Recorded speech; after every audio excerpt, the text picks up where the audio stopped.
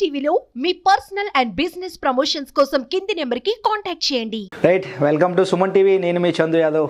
So అయితే ఈరోజు మన topic Vizag steel plant. Visakha ఉక్కు ఆంధ్రుల హక్కు అనే నినాదంతో మొదలైనటువంటి స్టీల్ ప్లాంట్ ఈరోజు వడివడిగా ఇంతింతే వడ్డింతే అనే రీతిలో ఒకానొక టైంలో ఆసియాలోనే ఏదైతే ఉందో పోర్టుకి అనుసంధానం కలిగినటువంటి ఏకైక స్టీల్ ప్లాంట్ ఏదైనా ఉందంటే అది ఆర్ఐఎన్ఎల్ అంటే విశాఖ స్టీల్ ప్లాంట్ అని చెప్పవచ్చు. అయితే దీనికి సంబంధించి ఈ మధ్య కాలంలో స్టీల్ ప్లాంట్ ఉత్పత్తి అనేది మందగించింది. స్టీల్ ప్లాంట్ అనేది లాభాల్లోంచి నష్టాల్లోకి వెళ్ళింది. ఈ గమనంలో కేంద్ర ప్రభుత్వం కూడా స్టీల్ ప్లాంట్ని 100% ప్రైవేట్ పరం చేస్తానని గత కొన్ని సంవత్సరాల క్రితం స్టేట్మెంట్లు ఇవ్వడం, ప్రకటనలు చేయడం చూస్తూనే ఉన్నాం. అయితే ఈ మధ్య కాలంలో కూటమి ప్రభుత్వం ఏర్పడిన తర్వాత స్టీల్ ప్లాంట్ తిరోగమనం జరిగిందని చెప్పవచ్చు.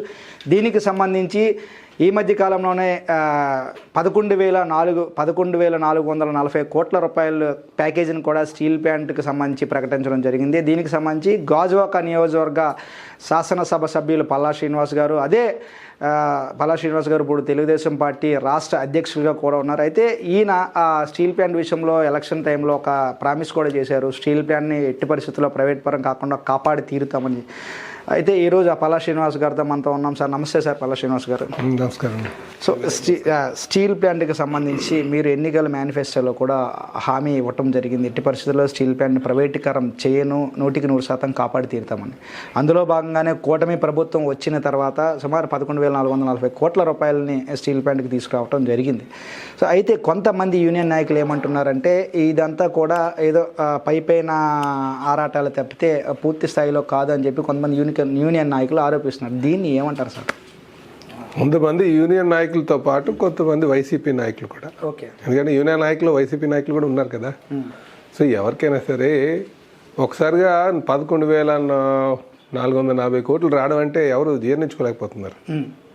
ఇది ప్రధానంగా ముఖ్యంగా ఎవరైతే ఇది మతలబు ఉందన్న వాళ్ళు, ఇది సరిపోదన్న వాళ్ళు, లేకపోతే ఇది అక్కడెక్కడో ఇంకో దానికి 15,000 కోట్లు ఇచ్చారని చెప్పిన వాళ్ళు, వీళ్ళందరూ కూడా ఏదో విధంగా ఇది ఎక్స్పెక్ట్ చేయలేదు ఇంత కేంద్రం ఒకసారిగా ఇంత డబ్బులు ఇస్తుందని చెప్పేసి. అంతే తప్ప దాంట్లో అయితే ఎటువంటి వాస్తవం కూడా లేదు.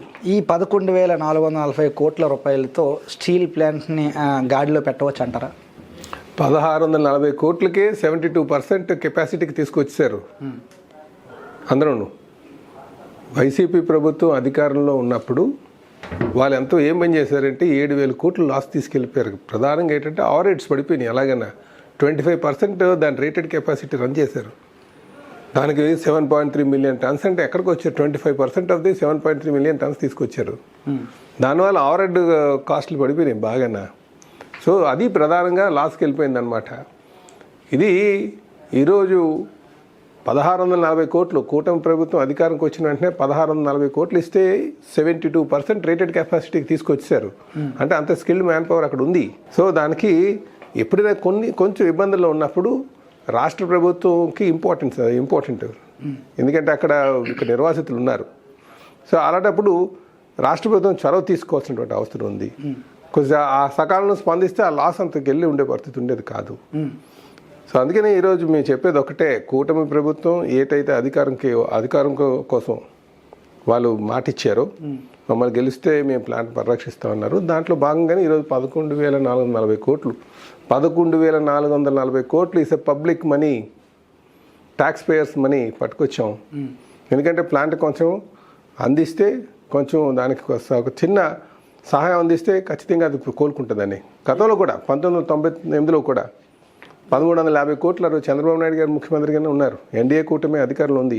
ఆ రోజు కూడా ఇంకా ఆ రోజు ఎర్రనాయుడు గారు ఉన్నారు కేంద్ర మంత్రిగా, మా ఎంఎస్ మూర్తి గారు ఇక్కడ ఎంపీగా ఉన్నారు.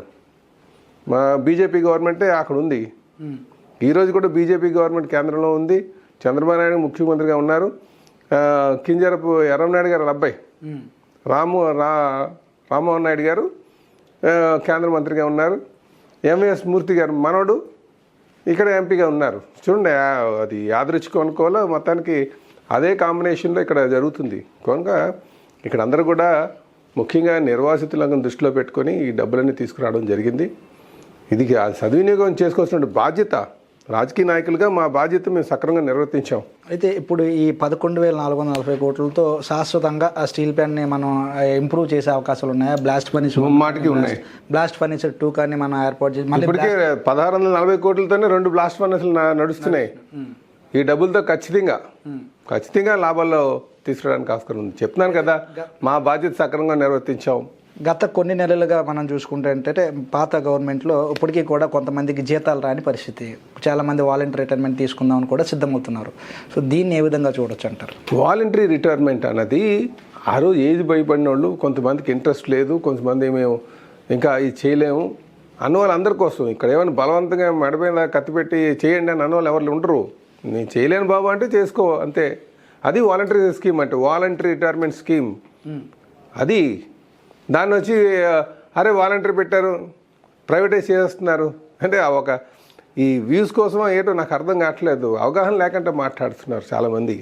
అయితే ఇప్పుడు సార్ స్టీల్ ప్లాంట్ కోసం చెప్పండి అంటే చాలామంది యూనియన్ నాయకులతో మనం మాట్లాడటం జరిగింది. మాట్లాడినప్పుడు వాళ్ళు ఏమంటున్నారంటే ప్రధానంగా ఈ ఏదైతే 11,440 కోట్లు ఇచ్చారో నిజంగా ఆనందదాయకం, దాన్ని మేము హర్షిస్తున్నాము, వెల్కమ్ చెప్తున్నాము. At the same time steel ప్లాంట్కి శాశ్వత గనులు కేటాయించాలి.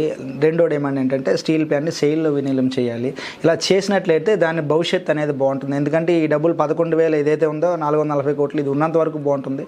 తర్వాత ఫర్దర్ అయిన తర్వాత దీన్ని ఏం చేయగలుగుతాం, మళ్ళీ కథ మొదటికే వస్తుంది అంటూ కూడా కొంతమంది యూనియన్ నాయకులు కోరుతా ఉన్నారు. 11,440 కోట్లు ప్లాంట్ పెట్టేటప్పుడు 5,000 కోట్లు అయింది. ప్లాంట్ పెట్టేటప్పుడు దాని కాస్ట్ 5,000 కోట్లు. ఈరోజు 11,440 కోట్లు ఇచ్చారు. గనులు సొంత గనులు ఉంటే ఇంకా లాభాల్లో నడుస్తుంది. గుర్తుంచుకోండి, ఇప్పుడు గనులు కేటాయించినా దాన్ని లైనప్ చేయడానికి 2 సంవత్సరాలు పడుతుంది. గనులు ఉంటే ఖచ్చితంగా మంచిదే, చాలా సంతోషమే. కానీ ఇది లాజిస్టిక్ అడ్వాంటేజ్ ఉన్నటువంటి ప్లాంటు. ఈ ప్లాంట్ స్థాపించేటప్పుడే దానికి సముద్ర ఒడ్డున పెట్టారు. గన్లు 250 కిలోమీటర్ల అవతలు ఉన్నాయి. దాని అర్థం ఏంటంటే ఇది లాజిస్టిక్ అడ్వాంటేజ్ ఉన్నటువంటిది. సో ట్రాన్స్పోర్టేషన్కి ఈజీగా ఉన్నటువంటి ప్లాంట్ ఇది.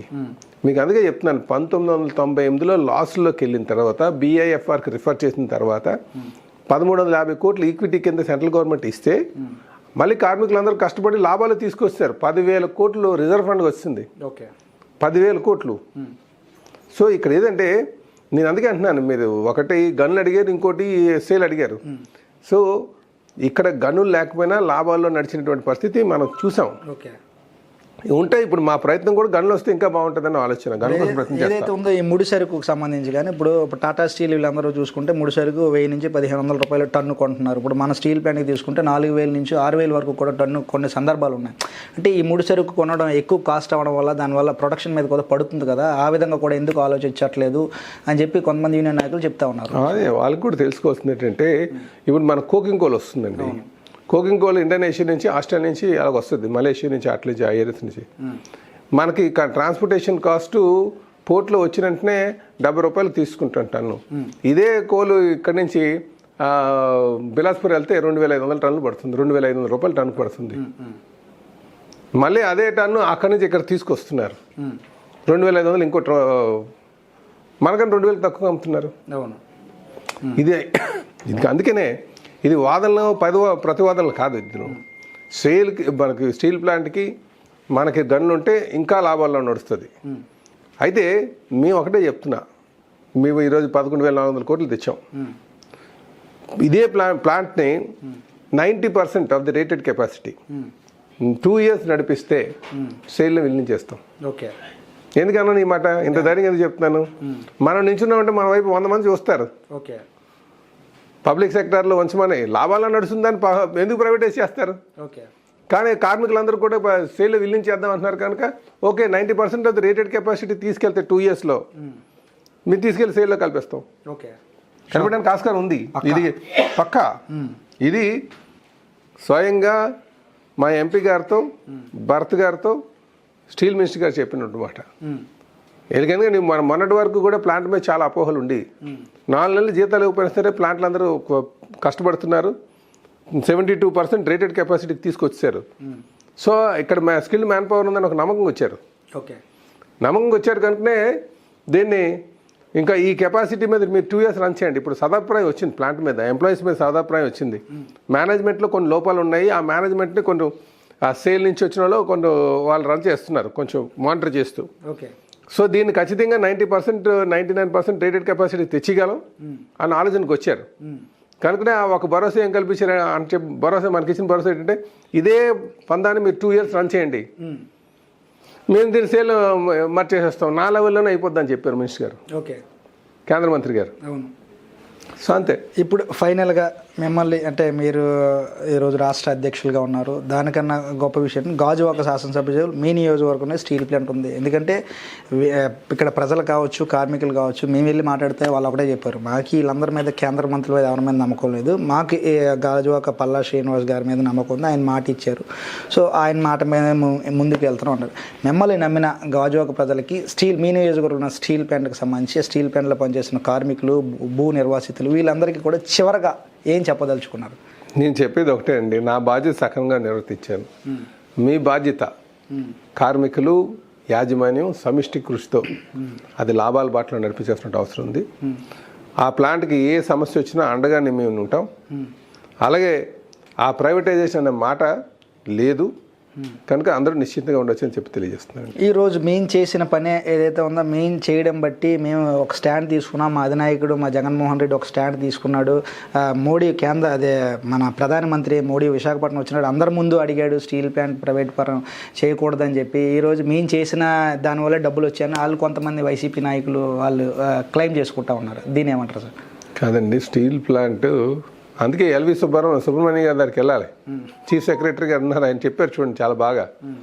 ఆయన చీఫ్ సెక్రటరీగా ఉన్నప్పుడు ఆయన దగ్గరికి నేను ఈ మాట ఎలక్షన్ ముందు చెప్పకూడదు, చెప్తే రాజకీయం అంటారు, నేను ఎలక్షన్ తర్వాత చెప్తున్నాను చెప్పారు కూడా ఆయన.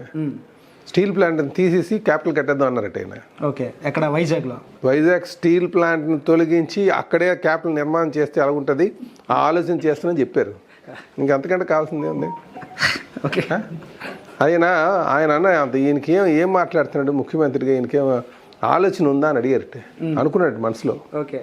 సో అలాగే అందుకనే ఒక్క రోజు అయినా సరే 5 సంవత్సరాల్లో ఒక్క పైసా తీసుకొచ్చి స్టీల్ ప్లాంట్కి పెట్టారా? స్టీల్ ప్లాంట్ కార్మికు 4.5 నెలలుగా సంవత్సరాలుగా చేస్తున్నారు, పోనీ వాళ్ళు వచ్చి ఏమైనా సంఘీభావం తెలియజేశారా? ముఖ్యమంత్రి గారుగా చాలా ఆయన ఉన్నారు కదా, అప్పుడు గవర్నమెంట్ జగన్ గారు వచ్చారా? రాలేదే. మీరు ఆమర నిరాహార దీక్ష కూడా చేసినట్టున్నారు కదా? చేసాం. ఎందుకంటే ఎక్కడో దగ్గర ప్రజల్ని మనం చైతన్యం చేయించాలి, దానికి ఎవరో ముందు ఉండాలి. సో ఇక్కడ ముఖ్యంగా 8,500 నిర్వాసితులు ఉన్నారు, నిర్వాసితులను దృష్టిలో పెట్టుకొని చేసినటువంటిది. కనుకనే మేము ఒకటే చెప్పేది, ఇది ఎన్డీఏ కూటమే కాపాడగలదు, ఎన్డీఏ కూటమే ప్రజల యొక్క మనోభావాలను అర్థం చేసుకోగలదు, ఎన్డీఏ కూటమే ప్రజల యొక్క ఇక్కడ ఉన్నటువంటి సెంటిమెంట్ని అర్థం చేసుకోగలదు. అందుకే ఈరోజు మేము 2 సందర్భాలు చెప్పాం. ఇక్కడ 1998 చెప్పాను, మళ్ళీ ఈ 2025 చెప్పా. ఈ అన్ని సందర్భాల్లో మా ఎన్డీఏ పార్ట్నర్స్ అందరు కూడా మీరు చూడండి, మా దగ్గర ఉన్న చంద్రబాబు నాయుడు గారు కావచ్చు, పవన్ కళ్యాణ్ గారు కావచ్చు, పవన్ కళ్యాణ్ గారు 10,000 మందితో పెద్ద సభ పెట్టారు. సో మా ఎజెండా అంతా కూడా స్టీల్ ప్లాంట్ పరిరక్షించడమే. ఇప్పుడు ఏదంటే 11,440 కోట్లు వచ్చేసరికి వాళ్ళకి ఏమనాలో తెలియక అందులో ఇది సరిపోదన్నాడు ఒకడు, అక్కడెక్కడో ఎక్కువ ఇచ్చారన్న వాళ్ళు ఇంకోళ్ళు, లేదు అక్కడ ఏదో షెడ్ కూలిపోతే ఏమైపోద్దని ఏం మాట్లాడుతున్నారు వాళ్ళకి అర్థం కావట్లే. ఇంకొకరు ఏంటంటే ఇంకా ప్రైవేటైజేషన్ కాకూడదు అంటున్నారు. ఇక్కడ ఎన్ని అయిపోయి 11,440 కోట్లు వచ్చినాయి. అసలు ప్రైవేటైజేషన్ ఎప్పుడు జరుగుతుంది? లాస్ట్లో నడుస్తుంది, లాస్ట్లో కావాలనే తీసుకెళ్ళిపోతే అది నడుస్తుంది. గత 5 సంవత్సరాలుగా అది లాస్ట్లో తీసుకెళ్ళిపోయారు. అది అరే మాకు కొంచెం చిన్న సహాయం అందించండి, మేము లేచి నించుంటామంటే ఆడ మీద సమ్మిట్ పోర్ట్లు వేస్తే అరడ పనులే చేశారు కదా. ఇది గత 5 సంవత్సరాలుగా మా ముఖ్యమంత్రి జగన్మోహన్ రెడ్డి గారు ప్రైమ్ మినిస్టర్ గారి సభలో చెప్పని అంటున్నారు కదా, ఎందుకు వీళ్ళు స్టేట్ గవర్నమెంట్లో పరిధిలో ఉన్నటువంటి గన్లు ఇవ్వలేదు చెప్పమనండి. మ్యాంగనీస్ గన్ ఎందుకు ఇవ్వలేదు? శాండ్ ఎందుకు ఇవ్వలేదు? కాజ్ ఎందుకు ఇవ్వలేదు? ఎక్కడిచ్చారు చెప్పమనండి. ఇవి స్టేట్ గవర్నమెంట్లో రెన్యూల్ చేయలేకట. ఆ మ్యాంగనీసు శాండ్ గర్భంలో మ్యాంగనీస్ అమ్ముకున్నారు, సరిపల్లిలో శాండ్ అమ్ముకున్నారు, కాజులు సరిగ్గా ఇవ్వలేదు. ఎందుకు ఇవ్వలేదు చెప్పనండి. డీమ్డ్ శాంక్షన్ మైన్స్ అవన్నీ 50 సంవత్సరాలు సచ్చినట్టు ఇవ్వాలి. అవును. 33 సంవత్సరాలు అయిపోయిన తర్వాత దానికి రెన్యూల్ చేయాలి. రెన్యూల్ చేయకుండా 3 సంవత్సరాలు 4 సంవత్సరాలు ఉంచుకున్నారు. వీళ్ళే చెప్తారు మాటలు. ఏదైతే నేను ఎన్నికలైనప్పుడు ప్రజలందరికీ ఒక మాట ఇచ్చున్నాను, అది నా మేనిఫెస్టోలో భాగంగా కూడా నేను చేసుకున్నాను. ఎట్టి పరిస్థితుల్లో 100% పల్లా శ్రీనివాసరావు గాజువాకలో ఉన్నంతకాలం స్టీల్ ప్లాంట్ని ప్రైవేట్ పరం కాకుండా చేసి తీరుతాను. ఎందుకంటే స్టీల్ ప్లాంట్ నేను ఒకటే ఆ పై అధికారులకి లేకపోతే మా కేంద్ర మంత్రులకు కూడా చెప్పినప్పుడు వాళ్ళు ఒకటే మాట ఇచ్చారు, 2 సంవత్సరాల లాభాల్లో రన్ చేయండి. 100% ఏదైతే ఈరోజు కార్మిక నాయకులు కావచ్చు ఇతర వ్యక్తులు అందరూ కూడా మాట్లాడినట్టు దీన్ని సేల్లో విలీనం చేసేందుకు దీని లాభాల బాట పట్టించండి. 2 సంవత్సరాలు టైం ఇవ్వండి. 2 సంవత్సరాల తర్వాత దీన్ని నేనే దగ్గరుండి సేల్లో నేను కలిపే ఆ బాధ్యత నేను తీసుకుంటాను. ఎన్నికల మేనిఫెస్టో అయినప్పుడు ఏ విధంగా అయితే నేను మాట ఇచ్చాను, ఇప్పుడు కూడా ఇది ఒక మేనిఫెస్టోలా నేను చేసుకొని ప్రజలందరి తరపున నేను మాట్లాడుతున్నాను. ఇదే నేను చెప్పేది అంటూ కూడా పల్లా శ్రీనివాస్ గారు చెప్తున్నారు. ఏదేమైనప్పటికీ కూడా విశాఖ ఉక్కు ఆంధ్రుల హక్కు, విశాఖ ఉక్కు ప్రైవేటు పరం కాకుండా ప్రగతి పదంలోనే నడవాలని అందరితో పాటు కోరుకుందాం. కెమెరా పర్సన్ రాజేష్తో చందు, సుమన్ టీవీ, విశాఖపట్నం.